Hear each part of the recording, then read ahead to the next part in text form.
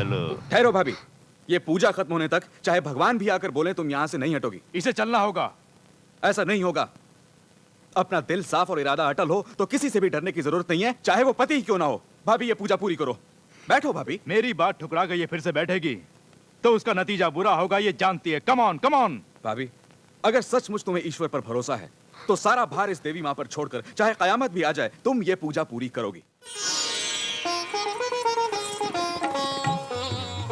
बेटा रंजीत, अपने हाथों से मेरी होने वाली बहू को मंगनी का जोड़ा दे दे। दे दीजिए बड़े बाबू, दे दीजिए।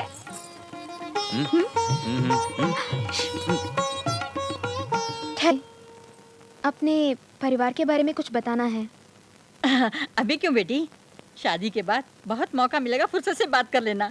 चलो चलो चलो। वो बात अभी तो सिर्फ एक मन का बोझ है, अभी नहीं बताई तो कल सर का बोझ बन जाएगी। वेरी गुड, जो भी बताना चाहती हो साफ साफ बताओ। बात तुम है। रुको, बोलो। आपके पिता के दोस्त रणधीर सिंह की बेटी हूँ मैं। शादी से पहले ये बताना जरूरी है कि मेरे पिता निर्दोष थे, झूठा इल्जाम लगाया था उन पर। अगर आपको अब भी मेरी बातों पर विश्वास ना हो तो आपका जो भी फैसला है मैं कबूल कर लूंगी। देखो बाबूजी, इसके पिता ने तुम्हारे पिता के साथ 420 की होगी। इसकी फैमिली और तुम्हारी फैमिली के बीच लाखों झगड़े हुए होंगे। मन में इसका दाग छुपा के इस भोली भाली लड़की की जिंदगी तबाह करने के इरादे से ही ये मंगनी का नाटक किया जा रहा है। ये छोटी बच्ची है, नादान है, समझ नहीं सकती, मगर बड़ा होने के नाते, इसका रखवाला होने के नाते ये शादी मुझे मंजूर नहीं। सिर्फ शादी ही नहीं, कोई भी शुभ कार्य मुझे अच्छा नहीं लगता। कहीं किसी का भला होता है तो सुनते ही मेरे पेट में जलन शुरू हो जाती है, कलेजा हाथ में आ जाता है। आखिर इन सब लफड़ों की जड़ कौन है? मैं हूं। अरे कमीने, कुत्ते लुच्चे लफंगे, तू जानता है तेरे बाप और इसके बाप को लड़वाने वाला कौन था? मैं था। तेरे बाप ने जो रुपए दिए थे उसे हड़प लिया और बहनवी के दस्तखत की नकल उतार के वो रसीद तेरे बाप को दे के इसके बाप को चोर साबित करने वाला भी मैं था। मिलजुल के रहने वाले दोनों खानदानों को अलग किसने किया? मैंने। क्या कह रहे हैं? मैंने। इसका अपने भाई से ब्याह करवा के जायदाद हड़पने की सोची थी हमने, इतने में तुम लोग आ टपके। तुम्हारा सत्यानाश। अरे ये क्या बोल रही है? सुनीता की जायदाद हड़पने के बाद किसी भी सूरत में 2-4 रोज मौज मस्ती करके उसे मार डालूंगा सोचा था। ये क्या होंठ और शक्ल सुन हो गई, अजीब सा लग रहा है। जो कुछ भी हुआ मैंने खुलकर बता दिया आपको। इतना सब होने के बाद अगर आपको ये शादी मंजूर है तो भी हमें मंजूर नहीं। Shut up! तू कौन होता है मंजूरी देने वाला? तुम रुको बेटा। अरे बदमाश धोखेबाज, तूने जो कुछ भी किया उसके लिए तेरे टुकड़े टुकड़े करने चाहिए। फौरन दफा हो जाए यहाँ से। हम लोग यहाँ से क्यों जाएं? ये घर हमारा है, बेटी हमारी है। तुम लोग ही जाओ। तुम रुको छोटे बाबू, इन लोगों को मैं देख लूंगा। अरे इन्हें कुछ मत कहो, ये शुगर पेशेंट है। रिश्ता जोड़े तो जोड़े, शादी करे तो करे, हमें क्या लेना देना।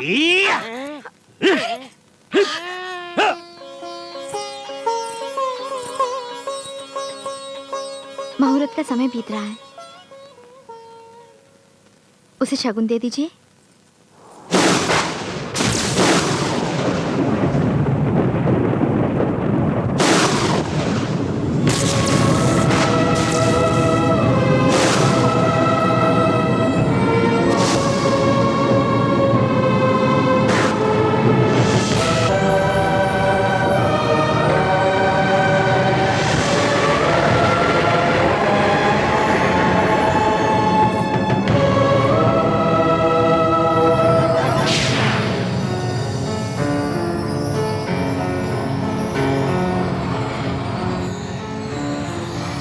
देवी उस दिन अन्य नाग कन्याओं के साथ वापस क्यों नहीं आई?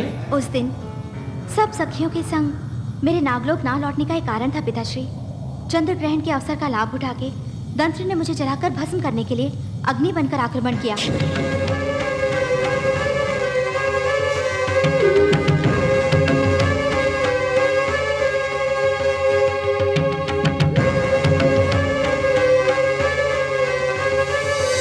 मेरी रक्षा के प्रयत्न में एक निर्दोष कन्या के पिता की मृत्यु हो गई। उस अभागन के रिश्तेदार उसे बुरा भला कहने लगे। उसके पश्चात उन लोगों ने उस पर घोर अत्याचार किया। मेरे कारण अनाथ होने वाली उस कन्या को उसके कुछ मित्रों की सहायता से उसके मंगेतर के संग उसका विवाह करवाने के उद्देश्य से ही नागलोक के नियमों के विरुद्ध मैंने ये कार्य किया। इसमें मेरा अपना कोई स्वार्थ नहीं है पिताश्री। आज के दिन सुनीता का विवाह हो गया, मेरा उद्देश्य पूरा हुआ। मैं अत्यधिक प्रसन्न हूँ पिताश्री। परोपकार का कार्य नियम के विरुद्ध नहीं होता पुत्री। तुम्हारा उद्देश्य पूरा हो गया। चलो चलते हैं।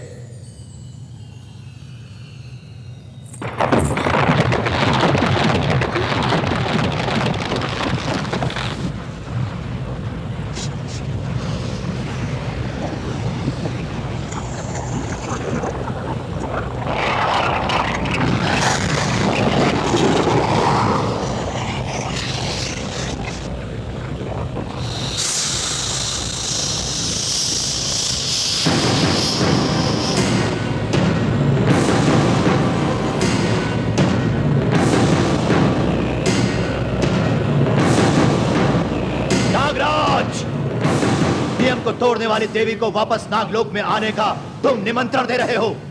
इसके लिए एक नीति, मेरे लिए दूसरी नीति। क्या यह नियम चलता है नागलोक में? मेरा चरित्र अच्छा नहीं, क्षुद्र शक्तियों की उपासना कर रहा हूँ, अपने लोक के नियमों को तोड़ रहा हूँ। देवी के इन आरोपों को मानकर मैं तुम्हारे लोक में रहने के योग्य नहीं हूँ कहकर मुझे सदैव के लिए तुमने अंधकार में धकेल के दंड क्यों दिया?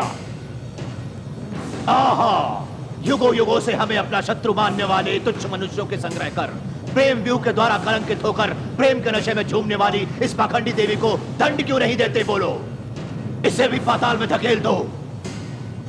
वहां इसे दासी बना के रखूंगा मैं, तृप्त होने तक इसका सुख भोगूंगा।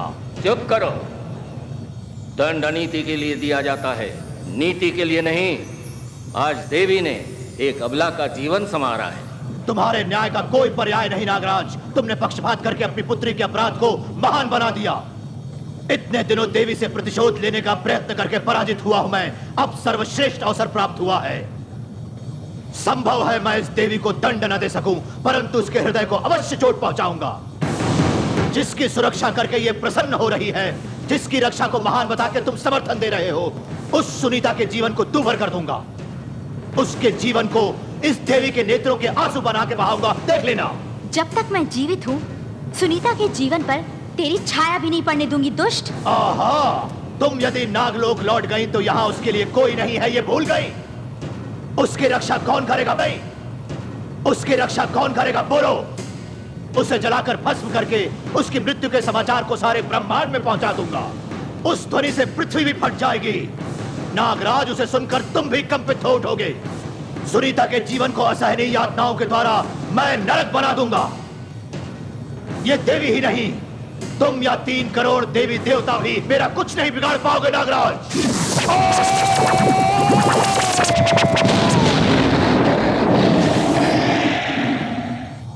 इस भयंकर परिस्थिति में मैं यदि आपकी संग आई तो सुनीता जीवित नहीं रहेगी, उसकी रक्षा करनी होगी। इसलिए कुछ और दिन यहाँ रहने की मुझे अनुमति दीजिए। दंत्र की ओर से सुनीता को पूर्ण सुरक्षा प्राप्त होने के तत्पश्चात मैं यहाँ नहीं रहूंगी। कृपा करके मेरी बात मानिए। ठीक है देवी। सुनीता जब अपने पहले पुत्र को जन्म देगी, उसके पश्चात उसका कष्ट दूर हो जाएगा। उस शिशु के जन्म नक्षत्र और राशि फल के प्रभाव से सुनीता का कोई कुछ नहीं बिगाड़ पाएगा। मैं अपनी आत्मशक्ति तुम्हें वरदान में दे रहा हूं।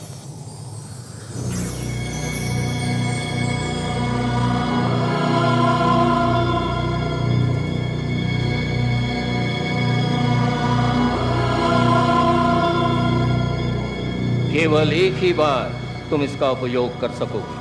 हमारे नागलोक के नियम के विरुद्ध तुम्हें एक अवसर दे रहा हूं। उस बच्चे का जन्म होते ही, सुनीता का दुख दूर होते ही तुम्हें वापस आना होगा।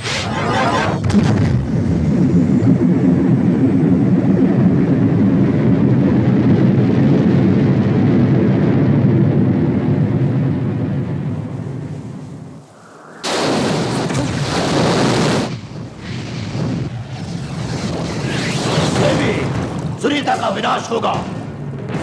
तुम अपनी प्रतिज्ञा से पराजित होकर सर पटक कर मृत्यु प्राप्त करोगी। तुम दोनों के मस्तक पर मैंने रेखा खींची है, मृत्यु रेखा, मृत्यु रेखा।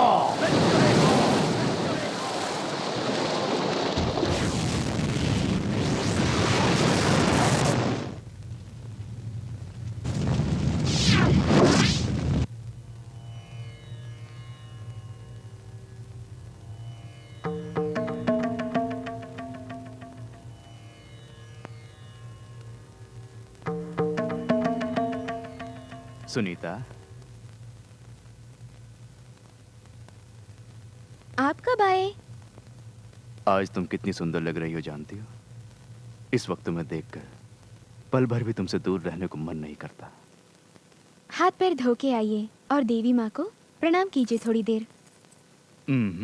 पहले तुम उठो और स्नान करके बढ़िया साड़ी पहनकर फूल लगाकर आ जाओ।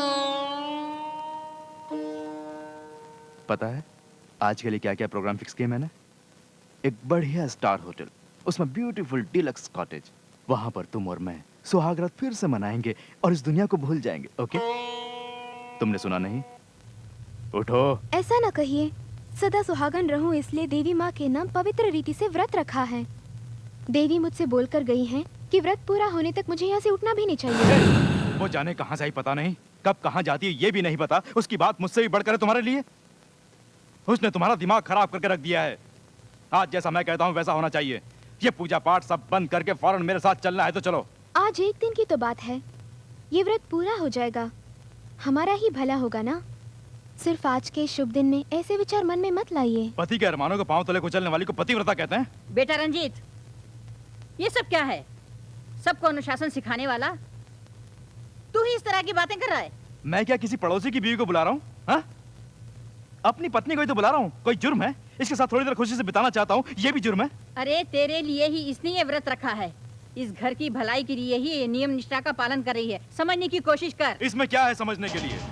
दुनिया के लिए भगवान बड़ा हो सकता है, पूजा या व्रत बड़ा हो सकता है, लेकिन पत्नी के लिए पति ही भगवान है। उसको खुश रखना ही पूजा है। तुम फौरन वहां से उठ के मेरे साथ चलोगी, नहीं तो आज पति पत्नी का हमारा ये संबंध खत्म हो जाएगा। उठो, उठो।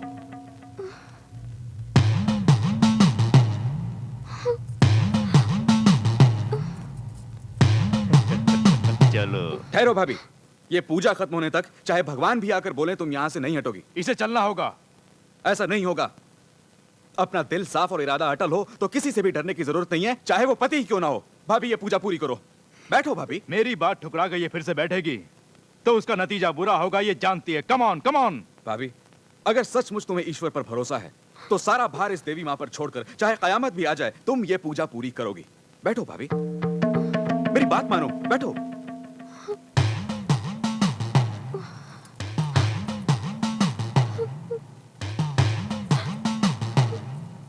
वाह, तो आजकल सीता राम के साथ नहीं लक्ष्मण के साथ वनवास जाने लगी है।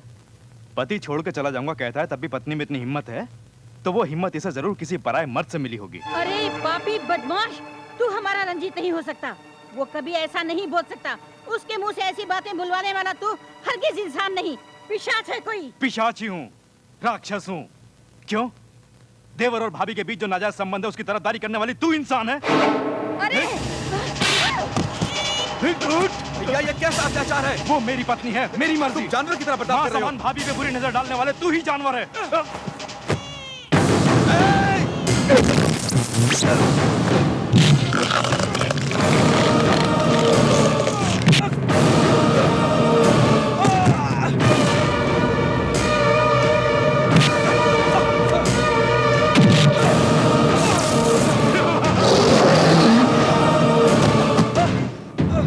देवी, तुम्हारा व्रत पूरा होने से पराशक्ति की तीसरी आंख अखंड ज्योति के रूप में प्रज्वलित होने वाली है। यदि तुम चली गई तो तुम्हारा प्रयत्न व्यर्थ हो जाएगा। सब उस महाशक्ति पर छोड़ के अखंड ज्योति के लिए आराधना करो।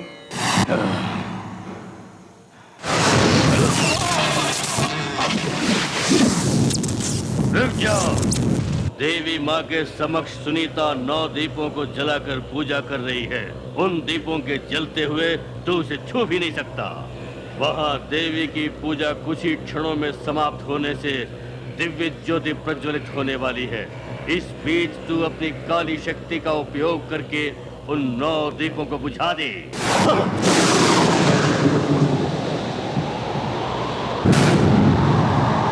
वहाँ एक अबला के सुहाग के विरुद्ध पाप की शक्ति तांडव कर रही है। उसके सौभाग्य की आत्म साक्षी तुम हो। अब चुप क्यों हो? बोलो, आत्म ज्योति प्रज्वलित करो।